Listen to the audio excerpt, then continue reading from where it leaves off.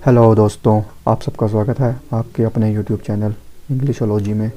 तो आज हम शुरू करने जा रहे हैं सी प्रोग्रामिंग लैंग्वेज के ट्यूटोरियल्स। तो इसकी पूरी सीरीज़ आएगी जिसका आज हम बात करेंगे सिर्फ चैप्टर 1 की, which is about the introductions. So देख लेते हैं कि आज हम किस किस चीज़ का इंट्रोडक्शन देने वाले हैं। तो सबसे पहले what is programming language, why C language, history, applications, introduction to C और फर्स्ट प्रोग्राम इन सी, जो बेसिकली एक चैप्टर 1 के अंदर होना चाहिए था। वो सब टॉपिक को हम थोड़ा कवर कर लेंगे, बाकी डिटेल में हम नेक्स्ट वीडियोस में बात करेंगे। आज के लिए सिर्फ इंट्रोडक्शंस। प्रोग्रामिंग लैंग्वेज क्या होती है, सबसे इंपॉर्टेंट क्वेश्चन कि होता क्या है प्रोग्रामिंग लैंग्वेज।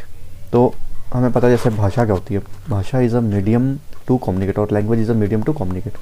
जैसे अब मैं आपसे बात कर पा रहा हूँ, तो हम हिंदी में, इंग्लिश में, जो भी हम भाषा इस्तेमाल कर रहे हैं, तो वो एक लैंग्वेज है।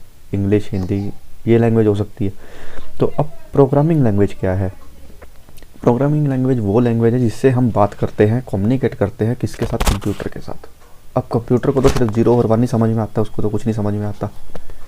तो उसके साथ कम्युनिकेट करने में हमें हेल्प क्या करती है? Programming language. प्रोग्रामिंग लैंग्वेज करती क्या है? बेसिकली जो हमारी जो भाषा है, जो ह्यूमन लैंग्वेज है, इसको कंप्यूटर लैंग्वेज में कन्वर्ट कर देती है और कंप्यूटर की लैंग्वेज को हमारी लैंग्वेज में कन्वर्ट कर देती है, जिससे कि हमारा कम्युनिकेशन कंप्यूटर के साथ हो पाता है। तो आई होप आप समझ गए होंगे कि अब प्रोग्रामिंग लैंग्वेज होती क्या है। तो बहुत सारी प्रोग्रामिंग लैंग्वेज हमारे पास है, C++, जावा, पाइथन, PHP और भी बहुत सारी प्रोग्रामिंग लैंग्वेजेज हमारे पास हैं। तो आज हम शुरू कर रहे हैं सी। तो इतनी सारी लैंग्वेजेज हमारे पास हैं, पर उसमें से हमने सी को ही क्यों चुना? तो ये क्वेश्चन यहाँ पे सबसे इम्पोर्टेंट है, वाई सी। तो सबसे पहली चीज़ कि सी जो है ईजी टू लर्न, सीखने में बहुत आसान है, सबसे बेसिक लैंग्वेज है। सबसे पुरानी तो नहीं कहूँगा, लेकिन हाँ सब बहुत बेसिक लैंग्वेज है और प्रोसीजर ओरिएंटेड है, ऑब्जेक्ट ओरिएंटेड नहीं है। प्रोसीजर ओरिएंटेड और ऑब्जेक्ट ओरिएंटेड क्या चीज़ें होती हैं, ये शायद अभी आप नहीं समझ पाएंगे, बाद में आगे चल के मैं ये ज़रूर एक्सप्लेन करूँगा डेफिनेटली इस टॉपिक को। बट ये बता देता हूँ कि ये प्रोसीजर ओरिएंटेड काफ़ी सिंपल होता है ऑब्जेक्ट ओरिएंटेड से। ऑब्जेक्ट ओरिएंटेड में प्रोसीजर के कई सारे कंसेप्ट होते हैं, साथ में उसके अपने बहुत सारे कंसेप्ट जुड़ जाते हैं, तो वो डबल टफ हो जाता है शुरू करने के लिए। तो इसीलिए आसान है स्टार्ट करने के लिए, ईजी से करो। एंड एग्जीक्यूशन टाइम बहुत फास्ट होता है इसका। आज भी आप देखोगे ना, तो बहुत सारी जगहों पे ये सिर्फ इसीलिए यूज़ होती है कि एग्जीक्यूशन टाइम बहुत फास्ट है इसका। वो हम इसके एप्लीकेशंस में पढ़ेंगे आगे। इसके बाद ये मिड लेवल प्रोग्रामिंग लैंग्वेज है। प्रोग्रामिंग लैंग्वेज होती है ना, बेसिकली 2 तरीके की होती हैं, एक लोअर लेवल, एक हायर लेवल। ये मिड लेवल है उनके बीच में। इसमें लोअर लेवल के भी कुछ फीचर्स हैं और हाई लेवल के भी फीचर्स हैं, तो ये मिड लेवल पे आ जाती है। आप दोनों लैंग्वेज इसके बाद आप इसे सीख के आप लोअर की तरफ भी सीख सकते हो, आगे फर्दर हायर लेवल भी। ज़्यादातर लोग हायर ही सीखते हैं आप। और एम्बेडेड प्रोग्रामिंग इसमें कर सकते हो आप, जिसके लिए आपको पहले बहुत एम्बेडेड प्रोग्रामिंग लैंग्वेज आपको अलग से सीखने की जरूरत है, सी में ही आप वो कर सकते हो। तो एक नज़र डाल लेते हैं इसके इतिहास पे, इसकी हिस्ट्री पे, कि सी कैसे बनी, कब बनी, किसने बनाई। तो फादर ऑफ सी जो है वो बोलते हैं डेनिस रिची, जो कि ये शख्स हैं यहाँ पे जो आप दिख रहे हो जिनको। और इन्होंने सी डेवलप की थी 1972 में। और दोस्तों ये बनाई गई थी AT&T बेल्स लैब। तो ये जो लैब है, ये इसका फुल फॉर्म होती है अमेरिकन टेलीफोन एंड टेलीग्राफ। ये USA के अंदर है। और ऐसा बहुत सारे लोग मानते हैं, या कुछ लोग ऐसा सोच लेते हैं कि सी पहली प्रोग्रामिंग लैंग्वेज है, इसलिए सबसे पहले इसको। ऐसा नहीं है, इससे पहले भी बहुत सारी लैंग्वेजेस थी। जैसे ये 1972 में आई, तो यहाँ पे ALGOL is the algorithmic language. तो एल्गोरिथम, ये जो लैंग्वेज थी ये आ गई थी आपकी 1958 के अंदर। इसके बाद PL1, यानी जिसे बोलते हैं हम प्रोग्रामिंग लैंग्वेज 1, ये 1960 के अंदर आ गई थी। तो इस तरीके से और भी कुछ लैंग्वेजेस थी जो पहले से मौजूद थी, बट सी अपने टाइम की सबसे पॉपुलर लैंग्वेज थी।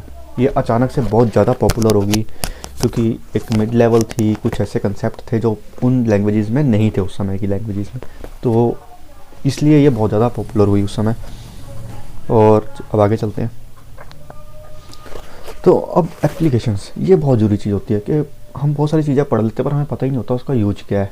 जैसे बहुत बार हमने सुना होगा कि हम गणित में पढ़ते हैं A+B का whole square equal to A² + B² + 2AB, but हमें पता ही नहीं इसकी एप्लीकेशन क्या है, कहाँ यूज़ हो रहा है। ये हम पूछते हैं अक्सर, ये चीज़ें कहाँ यूज़ हो रही है, ट्रिग्नोमेट्री कहाँ यूज़ हो रही है, या और चीज़। तो अगर आपको एप्लीकेशंस पता होंगे तो आपका कहीं ना कहीं इंटरेस्ट बनेगा चीज़ को सीखने में। तो इसकी कुछ एप्लीकेशन जान लेते हैं मेन। वैसे तो बहुत सारी। तो जितनी भी एडवांस प्रोग्रामिंग लैंग्वेजेस हैं आज की डेट में हम देख रहे हैं, C++, C#, जावा और भी जितनी, वो कहीं ना कहीं सी से ही ड्रिवन हुई हैं। उनका बेस जो है सी ही है। और आज जो हम ऑपरेटिंग सिस्टम, जहाँ से कोई ना कोई ऑपरेटिंग सिस्टम आप यूज़ कर रहे होंगे, विंडोज़ यूज़ कर रहे होंगे अगर आप लैपटॉप वगैरह में यूज़ कर रहे हैं, या फिर आप यूनिक्स यूज़ कर रहे होंगे। यूनिक्स आपका मैक जो है यूनिक्स के ऊपर बना हुआ है, लिनक्स के ऊपर आपके एंड्रॉयड चलते हैं, तो कहीं ना कहीं, या फिर आपका कंप्यूटर भी चलते हैं बहुत सारे लिनक्स के ऊपर।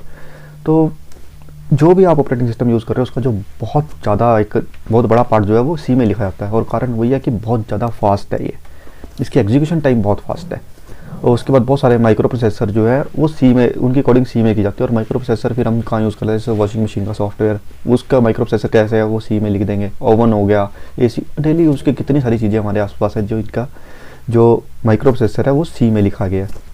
तो इस तरीके की प्रोग्रामिंग में ये बहुत हेल्प करती है, बहुत इसकी ये एप्लीकेशन है। बहुत सारे लोग सोचते हैं ये यूज नहीं हो रही है आज, पर ये हो रही है और बहुत वास्ट लेवल पे हो रही है। हमारे आसपास ही इतनी सारी चीज़ें हैं जो कि सी में बनी हुई हैं। तो इसकी एप्लीकेशन से अब आगे बढ़ते हैं। तो अब शुरू करते हैं सी। अब हमें समझ में आ गया कि इतिहास क्या था इसका, कब बनी, कैसे बनी और इसकी एप्लीकेशंस क्या हैं। तो अब शुरू करते हैं सी को। तो दोस्तों यहाँ पे मैंने एक छोटा सा कंपैरिजन रखा है इंग्लिश वर्सेस प्रोग्रामिंग। तो है तो ये भी एक लैंग्वेज ही, प्रोग्रामिंग लैंग्वेज भी एक लैंग्वेज ही है। जैसे हम कोई भी भाषा सीखते हैं वैसे ही इसको भी सीखने का तरीका होता है, वैसे ही इसका भी प्रोसेस है। फॉर एग्जांपल मैंने इंग्लिश का एग्जांपल यहाँ पे लिया। तो इंग्लिश में हम सबसे पहले क्या सीखते हैं, सबसे पहले हम सीखते हैं अल्फ़ाबेट्स। अल्फ़ाबेट्स क्या होते हैं, ए टू जेड, वही सीखते हैं सबसे पहले। फिर हम अल्फ़ाबेट्स को जोड़ के क्या बनाते हैं, वर्ड बनाते हैं, CAR, कार, PUS, बस। तो ये हमारे बन गए वर्ड्स नंबर 2 पे। फिर हम वर्ड्स को जोड़ के क्या बनाते हैं, सेंटेंस। सेंटेंस कैसे बनते हैं, एक हमने वर्ड जोड़ दिए, दिस इज़ अ कार, ये बन गया सेंटेंस। और फिर बहुत सारे सेंटेंस को जोड़ के क्या बन जाता है, पैराग्राफ। तो यही कुछ पैटर्न सेम फॉलो होता है प्रोग्रामिंग लैंग्वेज मैं। देखिए सी की बात नहीं कर रहा हूँ, मैं प्रोग्रामिंग लैंग्वेज की बात कर रहा हूँ। हर प्रोग्रामिंग लैंग्वेज के अंदर यही सब चीज़ें फॉलो होती हैं हर जगह। तो अब सी की अगर बात करें स्पेसिफिकली, तो इसके अंदर क्या क्या है, इसके अंदर सबसे पहले आएंगे आपके करेक्टर सेट, यानी कि अल्फ़ाबेट्स, जिसको प्रोग्रामिंग भाषा में बोलेंगे करेक्टर सेट। फिर वर्ड्स। अब यहाँ पे वर्ड जो है, सारे तरीके के वर्ड को सिर्फ वर्ड ही बोल देते हैं, लेकिन यहाँ पे नहीं है। यहाँ पे कांस्टेंट, वेरिएबल और कीवर्ड्स 3 तरीके के होते हैं। फिर करेक्टर सेट से बनेंगे ये 3 चीज़, इन तीनों से मिलके बनेंगे इंस्ट्रक्शंस, और इंस्ट्रक्शंस से मिलके बनेगा प्रोग्राम। तो देखते हैं कैसे बनता है ये, थोड़ा आगे बढ़ते हैं थोड़ा और, ये बेसिक पढ़ना बहुत ज़रूरी है। तो अब करेक्टर सेट पढ़ लेते हैं सी का क्या है। जो सी, अब ये सी की बात हो रही है। अब सी का करेक्टर सेट क्या है, नंबर 1 अल्फ़ाबेट्स। तो अल्फ़ाबेट्स इसमें A to Z plus small a to Z, ये टोटल 52 ये हो गए, प्लस डिजिट्स, जितने डिजिट होते हैं 0 to 9 सारे सपोर्ट करता है। इसके बाद स्पेशल सिंबल्स, जितने हमारे कीबोर्ड के स्पेशल सिंबल होते हैं ऑलमोस्ट सारे इसमें कवर हो जाते हैं। इसके बाद ये जो चौथा पॉइंट है स्पेसिस। अब कुछ लोग इसको कंसीडर करते हैं, कुछ नहीं करते हैं, बट यूज़ तो होता ही है प्रोग्रामिंग में, इसलिए मैंने इसे रख लिया है। बट हाँ ठीक है, एग्जाम पॉइंट ऑफ व्यू से आप इसे ना भी लिखें तो भी ठीक है। बट अब स्पेसिस में हमारे 2-3 तरीके के होते हैं, एक टैब, एक ब्लैंक स्पेस और एक नेक्स्ट लाइन वाला जो स्पेस हम डालते हैं। तो इसी के बाद हम चलते हैं नेक्स्ट पे। अब कांस्टेंट, वेरिएबल और कीवर्ड, जैसे हमने अभी पीछे पढ़ा था कि सबसे पहले करेक्टर सेट था, करेक्टर सेट को मिला के क्या बना था, कांस्टेंट, वेरिएबल एंड कीवर्ड्स। तो अब करेक्टर सेट ये था हमारा पूरा, अब इसे मिला के 3 चीज़ें बननी। तो कांस्टेंट क्या होते हैं, कांस्टेंट बेसिकली क्या है कि जिसकी वैल्यू फिक्स करके कंप्यूटर को समझा दी गई है, या फिर सी के कंपाइलर को समझा दिया गया कि इसकी वैल्यू ये फिक्स है। तो फिक्स से मेरा क्या मतलब है, यहाँ पे फिक्स से मेरा मतलब है कि उसकी कोई एक डेफिनेशन दे दी गई है। फॉर एग्जाम्पल, अब एग्जाम्पल से ज़्यादा क्लियर होगा, तो एग्जाम्पल में हम आते हैं। सबसे पहले हम जान लेते हैं 2 तरीके के होते हैं, प्राइमरी और सेकेंडरी। प्राइमरी में आपके इंटीजर, बुलियन, कैरेक्टर टाइप के आ जाते हैं, और सेकेंडरी में आपके आ जाते हैं जो कि प्राइमरी से मिलके बनते हैं। ये प्राइमरी से ही बनते हैं सेकेंडरी, एरे स्ट्रक्चर, जो कि अभी आपको बिल्कुल समझ नहीं आएंगे एरे और स्ट्रक्चर क्या होते हैं। अगर आप फर्स्ट टाइम सी कर रहे हो तो बिल्कुल नहीं आएंगे, तो देखते हैं इसको, बाद में समझेंगे चीज़ों को। लेकिन अब इंटीजर के अंदर जैसे कि हमने, अब मैं जो बोल रहा था कि ये फिक्स कर देता है वैल्यूज़ को, फिक्स कैसे कर देता है। अब जैसे इंटीजर है, इंटीजर के अंदर इसने फिक्स कर दिया, जो इंटीजर होगा उसके अंदर सिर्फ उसमें डिजिट जरूर होगा, एक डिजिट होना चाहिए तभी तो इंटीजर बनेगा।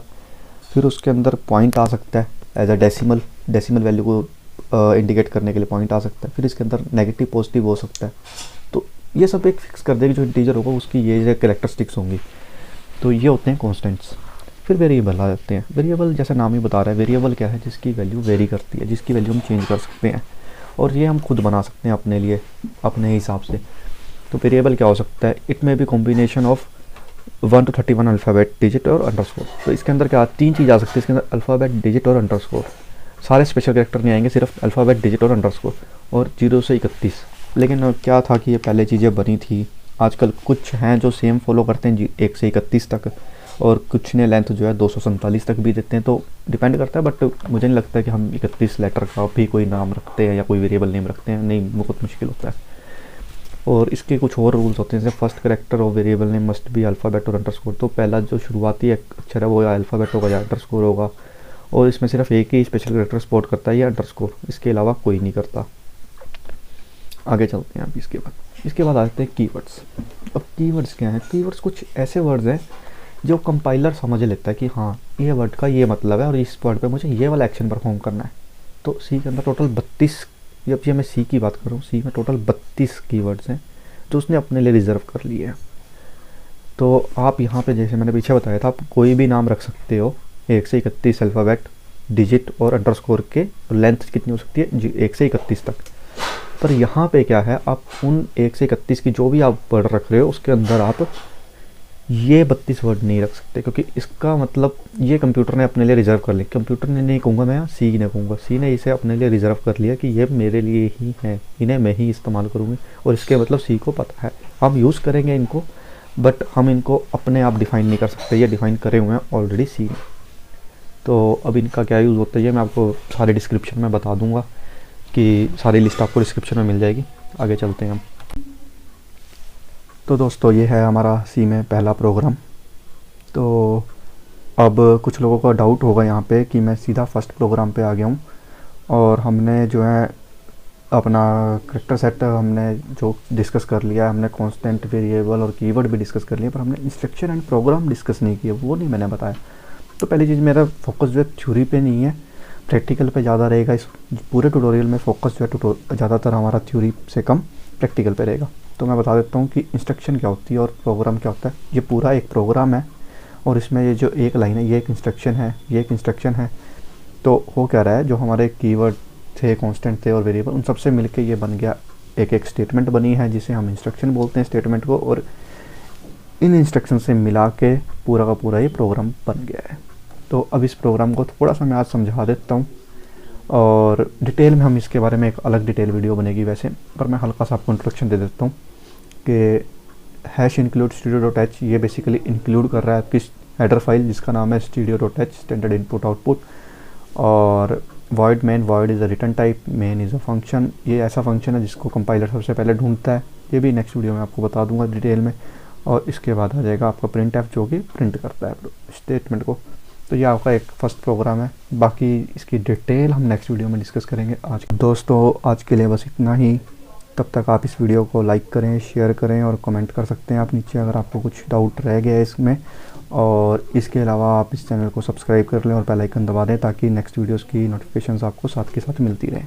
धन्यवाद।